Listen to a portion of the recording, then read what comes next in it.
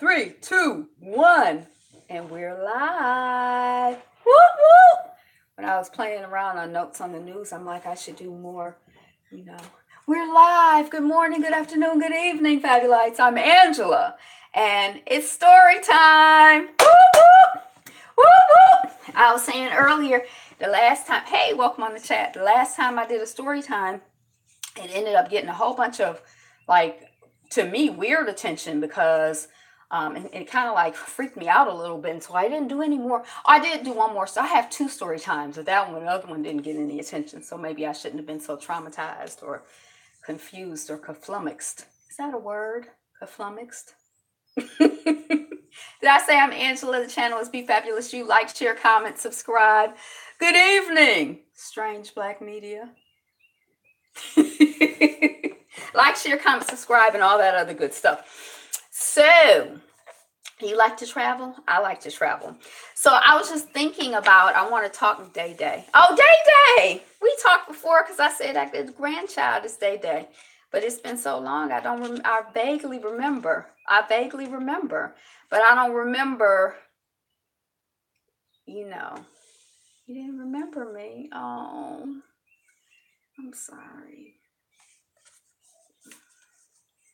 Didn't you make a comment on a video the other day? Let me shut up. It takes me a minute, but once I know you, it's like this. It does take me a minute. Okay, so what I want to talk about today is the trip where I went to Cancun, Mexico. Now, I don't know if Cancun is a big, like, tourist attraction now, because I'm not really into big tourist attractions. But at that time, well, this is what had happened. Well, I was a student in college. It was my first year of college. And there was a young woman. We were not close friends at all. We were friendly. We were friends, kind of, sort of. But we both decided that we wanted to go someplace. We wanted to go out the country. Now, I think she was Puerto Rican, but she might have been Dominican. I can't remember. But we decided that we wanted to go out of the country. And so the 2 of us went to a travel agency, and like, did some research. We looked at brochures. We talked to the travel agent, and the travel agent is like, oh, Cancun, it's hot. It's happening. It's about to be the next biggest place since Acapulco. I don't know, since the last big place in Mexico. It's going to be, woo, you want to go to Cancun. And so it's kind of like, okay, so we're going to go from Cancun. And the woman who I went to school with, I think her name was Nancy, but I'm not sure now. She said, okay, so, we looked at the price. She said, okay. I said, okay, we looked at the price. And she's like, okay, well, I have this job. And I can't remember if she had a job, like, during the school year where, she might work on the weekends, because she was from, like, the Bronx or Queens. I don't think she was from Brooklyn. And I don't think she was, like, from Harlem. But she was, like, from the Bronx or Queens or something like that. So I don't know if she had a job where she worked on the weekends, or if she just had a job where she knew she had a summer job. She like, okay, bet. Hey, Rowdy Chica, thanks for being a mod. So she said, right, it's weird that we weren't all that close, but we planned a trip. But, when I think about it now, I think that sometimes, like, we both had in common that we wanted to go. And she probably didn't know anybody who wanted to go. And she was the person that I knew who wanted to go. So, hey, let's both go together. You know what I mean? We had that in common. And that was the common, it's sort of like an ally. Y'all can travel together for a short period of time together because y'all have something in common. But it is weird that we travel together. Oh, okay. Yay. So, right. So, she had this job and she's like, okay, so, this is how much it's going to cost. We got to put this much down by this date. We had a whole plan and everything. And I'm like, in New York, but I'm going home to Michigan for the summer. I'm like, okay, bet. When I get back to Michigan, I'm going to get a job, by the time, if we get back this day, if I get back this day, then by, the time when the first deposit is due, I'll have the money. Good. It's on. We going to Cancun, Mexico. Woo! It's so exciting. We going to Cancun. So I got home, went applying for jobs, looking for jobs. Applying for jobs, applying for jobs, applying for jobs, looking for jobs. I ain't had no job. I'm applying for jobs, applying for jobs, applying for jobs, looking for jobs. I ain't had no job. I think her name was Nancy. I called Nancy. I'm like, hey, what's up? And she like, oh, girl, I'm just working, getting this money together for this trip. And even though it wasn't like, a saying then, I was like, oh, okay, that's what's up. Okay, bye.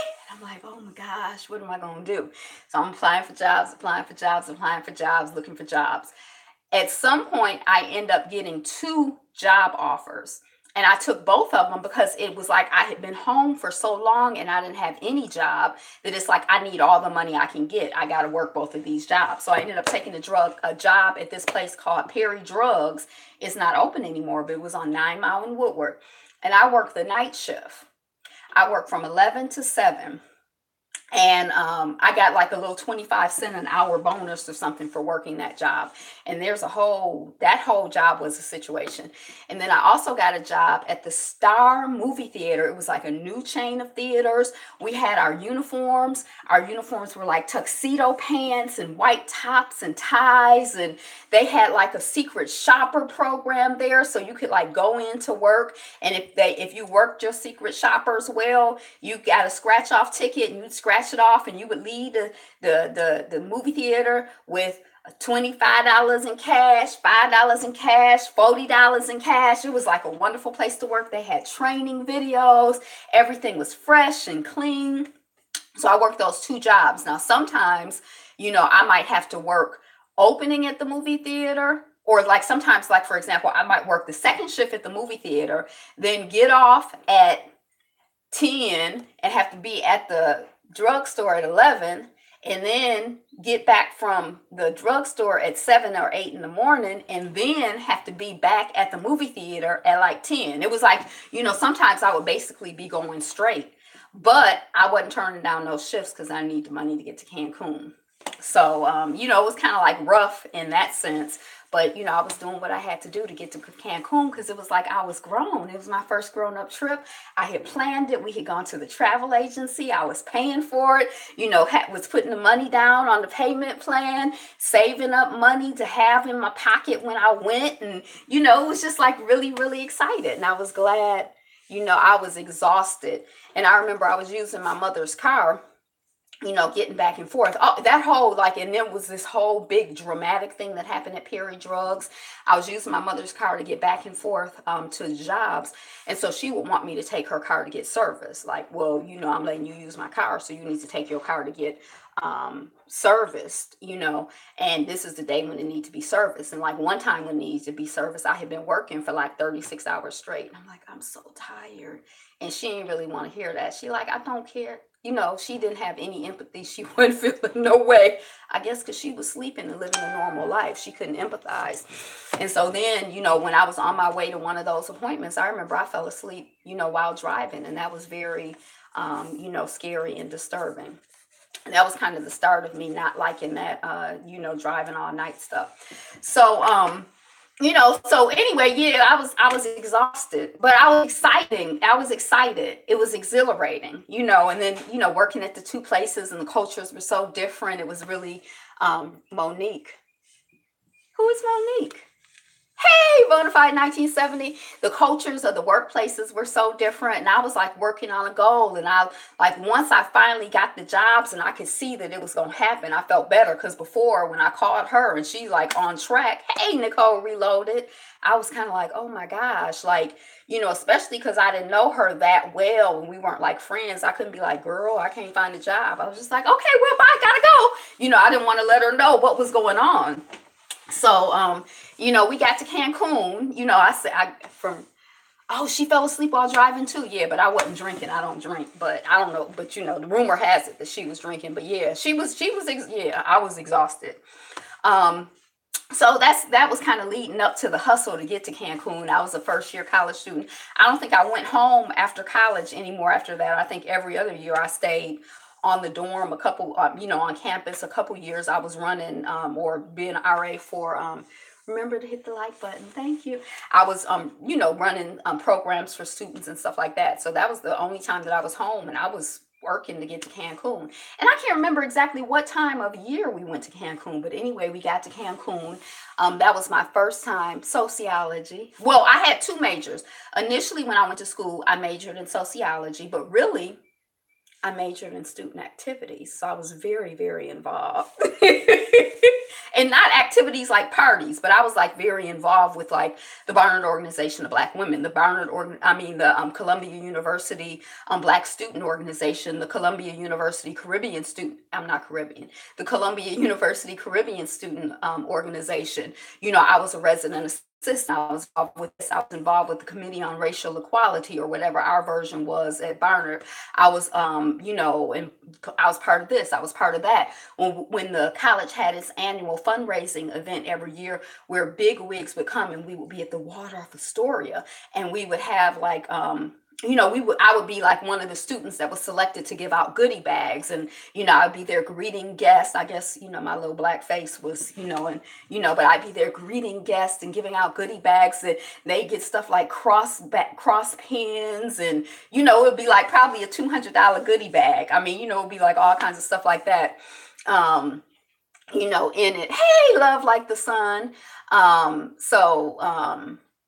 Yeah, I don't even know how I was talking about Barnard, but so I majored in, student activities. But then, so I changed my major to urban studies, because I'm like, oh, I want to major in urban studies. That's like more relevant to me, And then at some point, it was like time to graduate, and I'm looking at the requirements to graduate in urban studies. I'm like, okay, we need to switch this over back to sociology, because I'll be able to graduate on time. And come on, girl, don't be scared. Come on in here.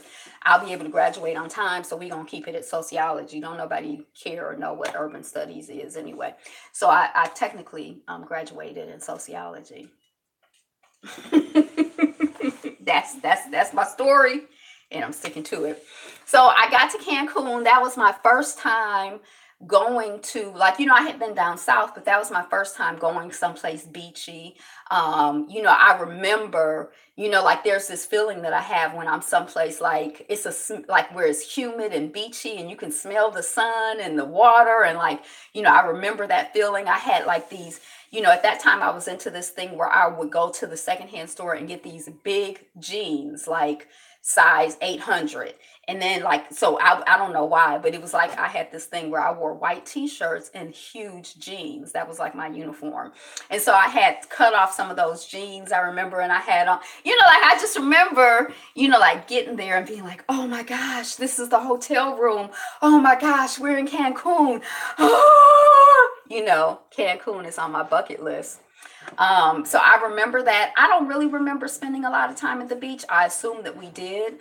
What I do remember starting to notice is when I walk down the street, it's like everybody's like, buy a pina colada. You want a pina colada? Here's a free margarita. Buy a pina colada. And I was kind of like, what kind of place is this? I had never been any place touristy. So that was kind of like a new, I was kind of like, what? And then I started noticing, dang, all we're seeing is hotels and taxi cabs. Like, where do the people who live here, where they live at, what they drive and how they get around, and it was like, that's kind of like, I think the beginning of me not liking to be back in touristy areas, because I felt like very disoriented and like, well, what kind of place is this? Like, who are the people? Like, what do they do? This just seems like it's geared toward, the tourists, and most of the tourists were like, Americans, so I didn't particularly care for that. The other thing that I remember noticing in Cancun, now I told y'all Nancy, we're going to call her Nancy, I don't know if that's her name or not, but that she was either Puerto Rican, I think she was Puerto Rican, but she might have been Dominican, but she was like a light-skinned, tall, woman, I'm sure, even though we didn't hang out when we were on campus, but I'm sure if we had hung out, she would have gotten a lot of attention in New York.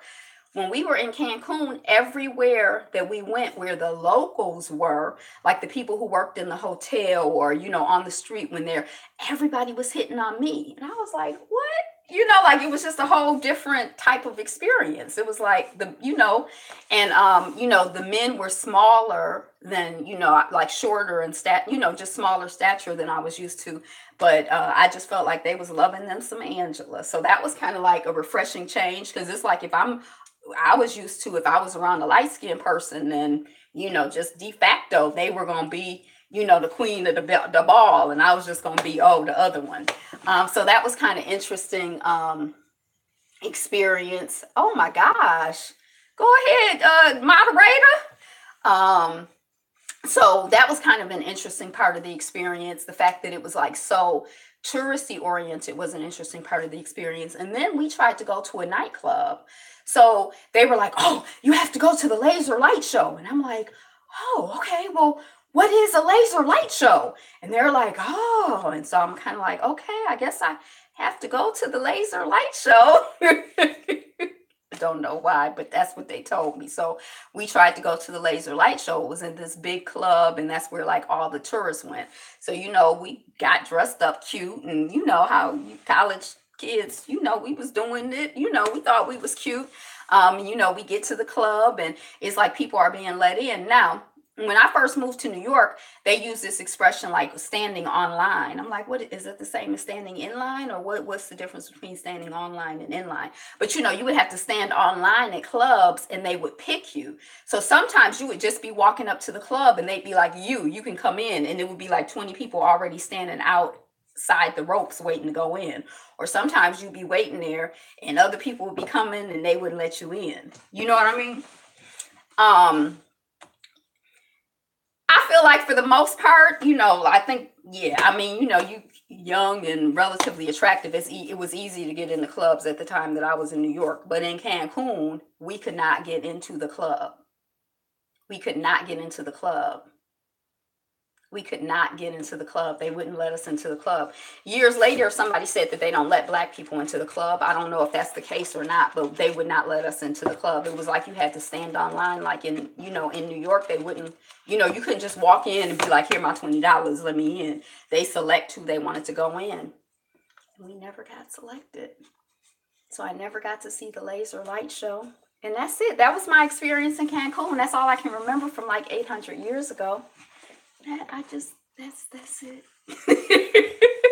But it kind of inspired me. I think it was like, as I said again, the genesis of like loving to travel. I love the idea of like getting just a little feel of the other culture, not so much in the context of like margaritas and pina coladas, because I had a virgin pina colada before, so I felt like I was sophisticated.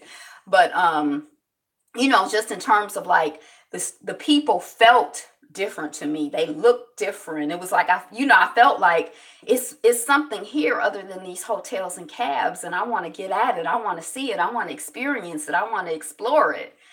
So that was kind of like the beginning of the love of travel. And then I realized, I hadn't realized it before, but the next time that I went and traveled internationally, it was when I was in college too. So I was never an exchange student, but that'll probably be, my next story time. That's all I have for this one. So that's it. That was my trip to Cancun and the hustle to get there. Thank you for joining in the story time.